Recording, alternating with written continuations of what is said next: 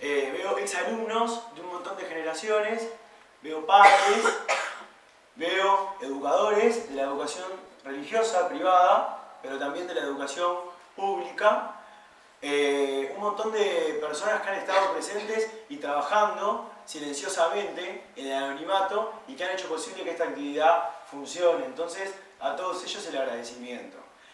A nosotros, los que nos conocen un poco de un salón de clases o de la vida misma, saben que para nosotros es un compromiso histórico que tenemos de realizar este tipo de actividades, es una necesidad impostergable, es un deber que tenemos como educadores, el forjamiento que queremos generar de masa crítica, de conciencia que tiene que haber en la población, como los que están acá presentes por su mayoría. Y destaco eso porque acá hay gente presente, chiquilines, que ni siquiera votan el 26 de octubre. Y entonces cuando dicen que los jóvenes no están interesados en la política o que la única política en la que pueden hablar los jóvenes es los temas de jóvenes, se equivocan, una vez más se equivocan.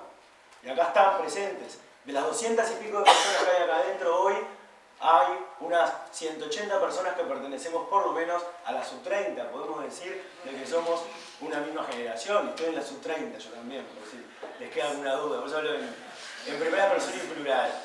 Entonces lo que tengo acá en realidad es la propuesta redactada, originaria, que inclusive la pusimos en el evento que creamos en las redes, para que la tuvieran presente, que a veces es complicado tener el texto literal. Y después también enfocar un poco lo que es para nosotros esta batalla cultural. Una batalla cultural que sabemos que la estamos perdiendo por goleada. Y vino muy bien que la mesa estuviera compuesta por Mateo, un líder histórico religioso, Eduardo, un doctor en sociología, una ciencia descriptiva, de la cual los abogados no sabemos nada. Pero viene muy bien también ahora el enfoque que me toca a mí, que lo voy a reducir a 3 argumentos concretos, descriptivos, de una tonalidad de aporte que tiene que ver con la cuestión jurídica. ¿Cuál es el problema que tenemos hoy? El problema que tenemos hoy es que hay una sobredosis de información. Es muy difícil hoy formarse una opinión del tema de la propuesta de reforma constitucional para bajar la imputabilidad. ¿Por qué? Y porque ya uno googlea y habría que hacer la prueba de cuántos miles de artículos y de noticias que aparecen. Un día le pedí a un compañero de trabajo que se fuera hasta la Facultad de Derecho y sacara todo lo que había en la Facultad de Derecho de imputabilidad penal. Y yo no llegué a la revista del año 60 y pico, porque le dije del 85 para adelante. Pero encontré que en el Parlamento ya había habido 16 iniciativas con estados parlamentarios que tenían relación con la baja de imputabilidad penal con el tema del código. Ante esta sobredosis, creo que lo más interesante, sobre todo el objeto de la reunión, es generar aportes críticos. Acá nosotros no estamos en una visión de defender una postura, sin perjuicio de que es pública la postura personal e institucional, que tenemos varios los que estamos presentes acá, pero sí hay una máxima que se aplica, pero a rajatabla, que yo tenía en una clase, creo que la quemé, pero la voy a decir ahora, y que decía, no voy a decir más nada porque estoy quemando lo que voy a decir el jueves, y es, hay alguien, una premisa que se dijo por ahí, que hoy la traté de buscar el autor, y que decía, en la política no se llora ni se ríe, en la política se comprende. Y no hay tema en el cual yo haya visto mejor aplicado esta máxima que en el tema de la baja de la imputabilidad. Me ha pasado de estar en otros ámbitos en donde conversamos del tema desde vecinos en una cooperativa de viviendas hasta territorios universitarios, técnicos, gente que tiene años de historia y que capaz que no tienen una posición o tienen alguna intuición, pero después de que entienden qué dice la reforma, de dónde venimos, hacia dónde vamos, fortalecen una posición, se cae la posición que traían o terminan radicalizando la inicial a favor de la iniciativa. Entonces, por las dudas, y acaba, este es el objeto de la actividad. El objeto de la actividad es generar ese aporte crítico, porque confío en el raciocinio humano, confiamos en la comprensión de la propuesta, para que cada uno llegue solo con esa función que un poco Eduardo tuvo cuando yo cursaba aquel primer año de facultad, de correr el velo, ese velo que permite que yo descubra por mí mismo las realidades, que saque las mismas conclusiones. Digo esto porque voy a plantear 3-4 puntos que creo que tienen que considerar. Después vamos a remitirlos a algunos desarrollos que tenemos sintetizados, producto del estudio, para que lo puedan leer y trataré de ceñirme rápidamente al tiempo, que siempre lo hago además, porque estoy acostumbrado al timbre. ¿Está? Bien. Y acá hay varios testigos, de ahora y de siempre en realidad. Básicamente una confesión. Vieron que decía, ahí me presentó mi especialidad en Derecho Administrativo. Yo de penal, me interesó penal y me interesó el tema de la baja no hace tanto, desde el 2011 Uruguay está hablando del tema de la baja. Sin embargo, viví unas 2 experiencias. Viví que me hicieron decir, opa, acá hay algo que está mal, no puedo ser un abogado que pretende ser un profesor y que además no conozca este tema, y mucho menos hablar en un lugar y pretender opinar de un punto que no conozco. Y la experiencia fue en el 2005, cuando me tocó visitar el CIRPA. Me bajo porque me siento más cómodo. Fui a visitar el CIRPA. El CIRPA es ese centro de reclusión de menores de edad que en el 2005 me invitaron a una presentación, a una visita organizada por gente que trabaja en derechos humanos, y ahí fui testigo y me vino esa responsabilidad social de la que hablaban mis predecesores, que era que los chiquilines comían sobre bolsas de nylon sin cubiertos y las necesidades básicas las hacían en bolsas de nylon también, que era lo único que había en el CIRPA. Y dije, acá hay algo que no está bien. No me preocupé por quién era responsable o quién era culpable. Me preocupé por entender de que yo, en un rol educativo, forjador de conciencia, no podía compartir, ni podía ser cobarde y no meterme con esa realidad. Y la otra experiencia que me gustó muchísimo fue una experiencia que hizo el PIT-CNT hace 1 año y medio atrás, que es buscarle trabajo a todas las personas que han sido culpables, obviamente, y castigadas como corresponde por haber cometido un delito, y tienen un récord histórico. Ninguno de los menores de 18 años que cometió delito, fue castigado y se le habilitó mediante un trabajo que le dio el PIT-CNT, reincidió. El porcentaje es 0. 0 me da, 0. Y eso es de ahora, ni del 85, ni del 60, ni del 1910, ni del decreto de 1886. 2 cuestiones que me llevaron a mí a meterme en este tema. Concretamente, ¿qué es lo que plantea, y considerando la gente que está presente acá, la propuesta de reforma constitucional, y me sigue ahora la cuestión jurídica? Y bueno, es básicamente aplicar el Código Penal del año 34, que pauta en 18 años de edad, a los 16. Pero hay cosas que no se dicen. Y hay cosas que son difíciles de explicar en un spot, en un minuto de televisión y hasta en un debate donde la prioridad es el show mediático y no la racionalidad de las cuestiones que manejamos. Y voy a manejar 3 argumentos y preciso que me sigan, y uno lo manejó un poquito, pero no desde el punto de vista jurídico. Lo primero es lo que sintetiza la gente. La sociedad del imaginario colectivo lo que sintetiza es que la responsabilidad de la inseguridad pública obedece a los delitos cometidos por menores infractores. ¿Ah? Es una tendencia que se explica, tiene explicación, no es casualidad. Esa explicación responde a que aumentaron un 200% la difusión por medios de prensa de los delitos cometidos por infractores, que en el Uruguay en la última medición son el 5,9%. No pasa nada, es un problema real. Ahora, ¿cuál es la consecuencia de eso? Que muchos de nosotros, y me pasa en gente adulta, formada, no en el derecho, pero formada, cree que los menores son impunes y desconocen la existencia del CNA del 2004, que hablaba Eduardo, de que prevé un régimen penal específico no para los menores entre 16 y 18, para los menores entre los 13 y los 18. Y yo pregunto, ¿trataríamos de la misma manera? ¿Y hay guachos en cana? ¿Y hay pibes en cana? Y ahora les cuento otra cosa, no hay un solo juez en este país que aplique la pena máxima de privación de libertad. Ningún juez de menores aplica la pena máxima de privación de libertad en Uruguay con la ley vigente. Argumentos sobran desde ese punto de vista, pero no quiero tampoco distraerme de la línea. Entonces, primer punto, no son impunes, existe un orden jurídico particular. A mí me gustaría preguntarle a las madres que están presentes si ustedes tratarían de la misma manera a un embarazo adolescente que a un embarazo de una persona adulta con una vida emocional normal, entre muchas comillas, que está un sociólogo. Si trataríamos de la misma manera, yo creo que no, creo que tiene que haber un régimen diferente y esto está pautado en el CNA. El segundo argumento, que es el que a mí me rechina y que nadie hace mención, inclusive en las comisiones que están haciendo las campañas a nivel político, es el argumento de qué delitos. Y eso lo hemos conversado con algunos de los chiquilines en algunos de los grupos. La reforma es tramposa. ¿Por qué es tramposa? Y me ciño a lo técnico. Y voy a tratar de depurarme de las cuestiones ideológicas o filosóficas o religiosas. La reforma dice que se va a bajar la mayoría de edad a los 16, pero es para determinados menores y para determinados delitos. ¿Y por qué digo determinados delitos? Porque son para los delitos cometidos con intención, es decir, que quiero cometerlos.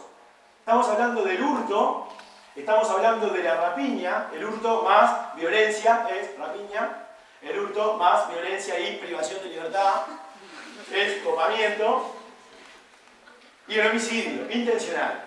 Ahora, si, como podríamos haber hecho cualquiera, porque yo lo hice también, ¿no? Cuando venía Juan, primogénito, favorito de mi madre, yo pedí para sacar la libreta rapidísimo, porque vienen muchos chiquines de Juan con la libreta el día del cumpleaños.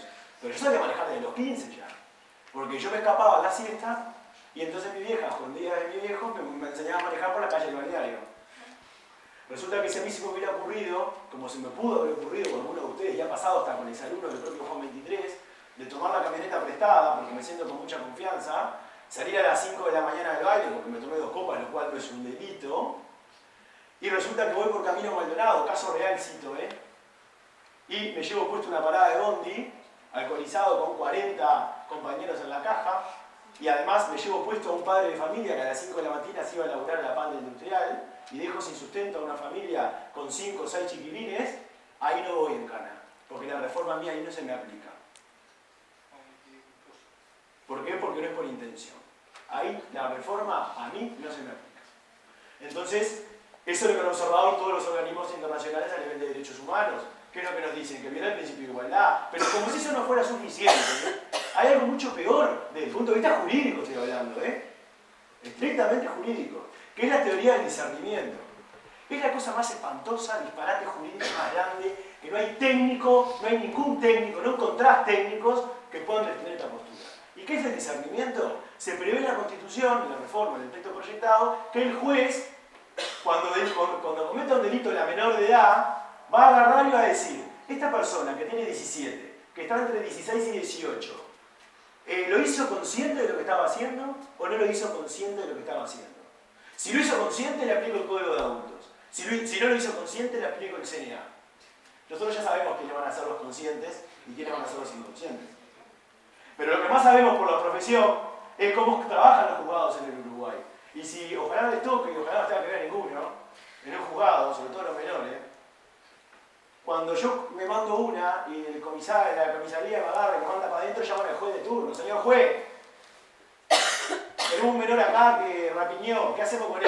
El juez va a decir 2 cosas, déjenlo ahí toda la noche y después lo largan, o si ve que es algo un poco grave, porque es un hecho de sangre o un delito sexual, lo que va a hacer el juez es tenerlo ahí, tengo que abrir el expediente, viene un funcionario, le toma una declaración con 80.000 faltas de ortografía a veces, y por supuesto que a veces el menor no está acompañado de nadie, y con esa esquelita de 3 o 4 párrafos, el juez va a resolver si fue capaz de hacerlo, pensando que era adulto o pensando que era menor.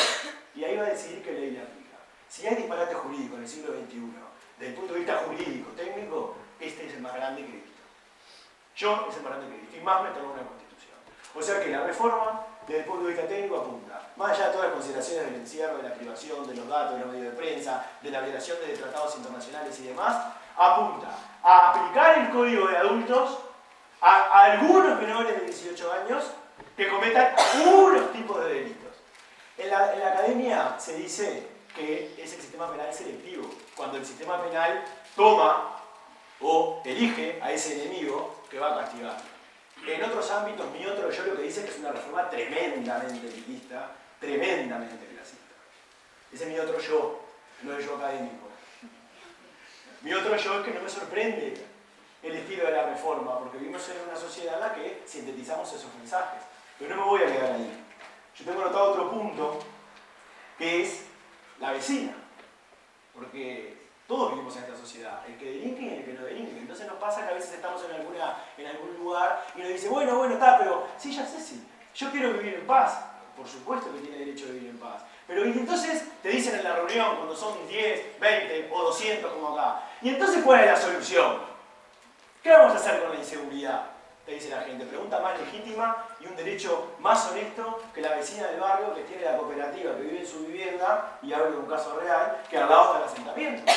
Y que se toma el bondi en la misma parada y que los chiquilines hasta juegan juntos y van a la misma escuela o a la misma escuela del barrio. Entonces te dice la vecina, bueno, ¿qué vamos a hacer? Y creo que acá hay 2 claves, y las pongo en consideración, y son más preguntas que respuestas. La primera clave es que los que defendemos el no a la reforma, no estamos diciendo de ninguna manera de que este país es seguro, ni estamos diciendo de ninguna manera que este país no tiene ningún problema de seguridad ciudadana. Al contrario.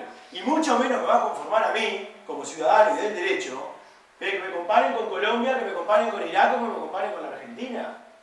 Yo me quiero comparar con los países más desarrollados. Y entonces ahí me voy a un tema que yo trato de trabajar en todas las generaciones que hemos tenido, en 10 años de docencia de Juan 23, de educación de Juan 23, y es el siguiente. ¿Cuáles son los países más seguros del mundo son los países europeos. Pero dentro de Europa, muchos lo saben acá, son los países del norte de Europa. Son los países en donde vamos a ver qué hacemos con nuestra educación. ¿Por qué? Porque son los países más educados del mundo, son los países más democráticos del mundo, son los países menos corruptos del mundo, son países que cierran cárceles porque no hay presos. Pero ¿saben qué? Que nadie dice, son los países más igualitarios del mundo también. Son los países donde la brecha entre las clases más ricas y las clases más pobres son las más cortas. Son los países como Noruega, donde un capitalista, dueño de un emprendimiento comercial, no gana más que 3 veces que quien trabaja y quien pone la fuerza de trabajo. Entonces, y eso es lo que se ha manejado, el índice de Gini, la igualación social y demás. Entonces, ¿por qué digo esto? Porque creo que capaz que nosotros no hemos logrado como país generar una propuesta a largo plazo que ataque las causas del problema. Yo entiendo, y para ir cerrando, de que existen 2 posiciones. Nos han querido decir, y esto lo digo a título personal y como responsable, a nosotros nos han dicho de que esto es una cuestión de urna, que la imputabilidad es un tema menor. ¿Por qué tantos, silenciosamente y anónimamente, empujamos este tipo de actividades con gente que tiene todo para hacer en la vida? Todos los que están acá tienen tremenda potencialidad y oportunidades porque nacimos en el lugar que nos benefició por azar, el azar está al lado nuestro. ¿Por qué me interesa personalmente combatir esto? Porque la discusión no es la imputabilidad. La discusión es una batalla cultural. Son 2 posiciones antagónicas, son 2 modelos de mundo, son 2 modelos de país, son 2 visiones de estructura. No es una discusión menor, es un síntoma. Entonces, yo creo que estas posiciones son, por un lado, el Uruguay del discurso de las consignas y el Uruguay real. En el Uruguay del discurso y las consignas, la inseguridad ciudadana es responsabilidad de los menores infractores. En el Uruguay real, solo el 5,9% son los delitos que se le pueden atribuir a los menores infractores. En el Uruguay de las consignas, ese que no nos la creemos, que en la revolución de las consignas que estamos planteando, los menores son impunes. En el Uruguay real, no son impunes. Hay un CNA que rige de los 13 años.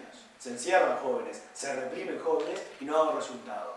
En el Uruguay, en el discurso y de la comodidad, yo soy capaz de adaptar las posturas religiosas según cómo venga la mano y puedo hacer uso de todos los preceptos de mi carisma que me identifico y según la cuestión electoral veo cómo acomodo el cuerpo. Y no, porque las misiones en el mundo de la realidad, en el Uruguay de verdad, somos seres humanos íntegros, que no podemos cambiar nuestras concepciones según el contexto electoral. Y creo que el principal problema de la baja es lástima que los sistemas nuestros prevén, y acá hay responsabilidades políticas claras, de analizar un tema como la seguridad pública en este punto.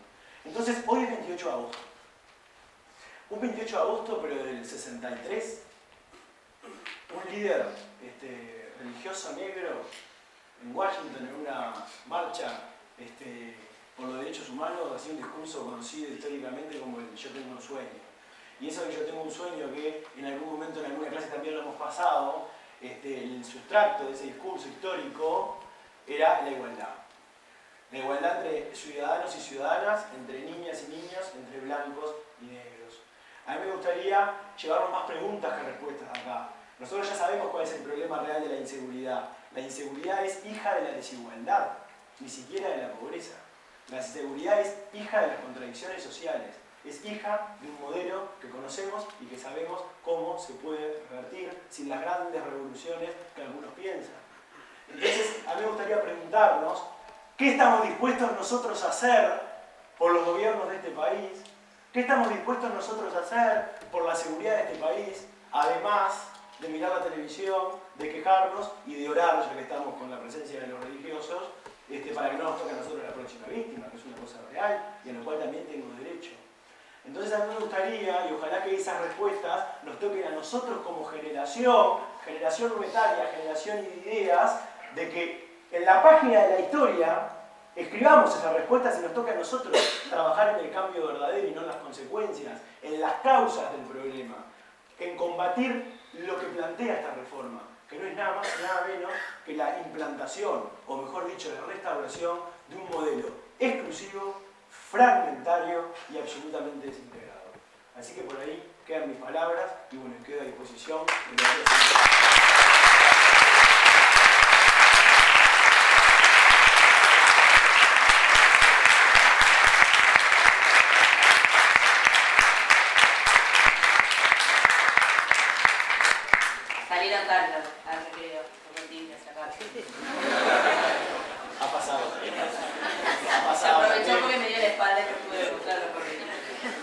Bueno, gracias. Capaz que quedamos con algunas resonancias de lo que dijeron en la mesa. A mí me tocan algunas como más en particular, y esto que decía Mateo y que de alguna manera también nombraban desde algunos lugares Luis Eduardo y Juan Pablo, del hecho de conocer. A mí me ha tocado la experiencia de poder conocer a niños y adolescentes que pueden estar en estos lugares que hoy nos dijeron o nos argumentaron de alguna manera en la mesa. Y de verdad que desde ahí duele pensarlo. Entonces capaz que estaría bueno que ustedes puedan pensarlo desde ese lugar. Cuando Mateo nos invitaba a levantar la mano, también es invitar a conocer y poder conocer de alguna manera la historia, directa, indirectamente, apropiarnos y hacernos responsables de lo que nos pasa, como nos dijo Mateo. Y ya que Luis Eduardo nombró al doctor Barbeito, de pasada, que es el director del Instituto Pasteur acá en el Uruguay, los invito también que si quieren lean un artículo que él escribió acerca del aporte de las neurociencias para también juntar de alguna manera otros aspectos para pensar a la hora de decidir. Es bien interesante cómo él habla de los adolescentes y del momento en que está revolucionado de alguna manera el cerebro y toda la actividad cerebral, y lo triste que sería someter en ese momento a un adolescente a un contexto de privación, contexto de que además ya viene. Pero es una invitación también como para que ustedes puedan sumar algunos